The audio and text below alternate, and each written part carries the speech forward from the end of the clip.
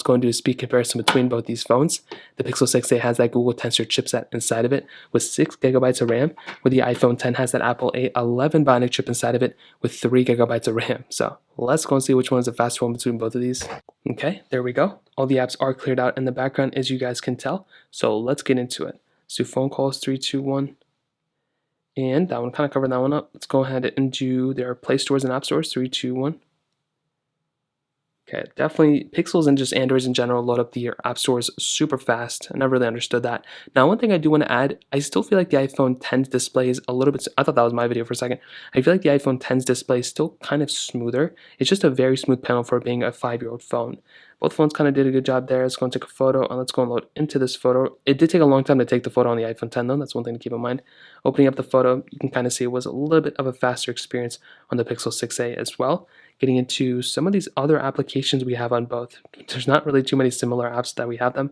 Let's do Facebook, 3, 2, 1.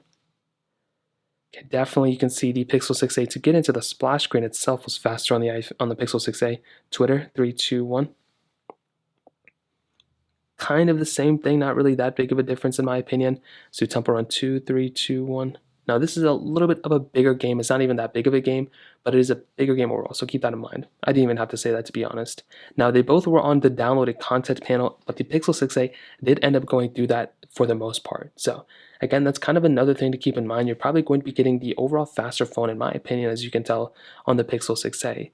And the iPhone 10 is kind of coming in exactly where I would expect it to be honest. It's not really shocking me, to be honest. Snapchat, 3, 2, 1. Okay, Pixel 6a again is the faster one.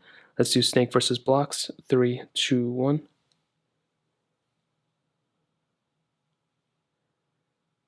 Okay, definitely, as you can see, again, the Pixel 6a is the faster one. And this is exactly what you can see how much glitchiness was going on in the beginning of the iPhone 10. If I don't even do anything, you can just see how much glitchier the iPhone 10 was. So I love the iPhone 10, but definitely with iOS 16, it seems like it's taking a little bit of a toll.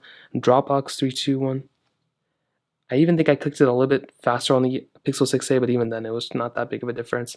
And I think that kind of covers up all the ones I wanted to test. And we have apps like TikTok and stuff, which I don't even think I have here. Overall, I would definitely tell you, I think the Pixel 6a is still I think the iPhone 10 is still a very fast phone for the most part, but the Pixel 6a is definitely faster than something like the iPhone 10. I've seen though with the RAM management, the Pixel 6a has been kind of weird a little bit. Sometimes the apps have been crashing a little bit sooner than I would expect, which is weird because that phone has way more RAM than some other ones I've been testing. So far they've been doing pretty good. I definitely would say the Pixel 6a is the faster one for sure, but I think the iPhone 10 is still very smooth. It may seem like a smoother experience you're getting on something like the iPhone 10, but the Pixel 6a is definitely the faster one. So that kind of covers it up in a speed standpoint.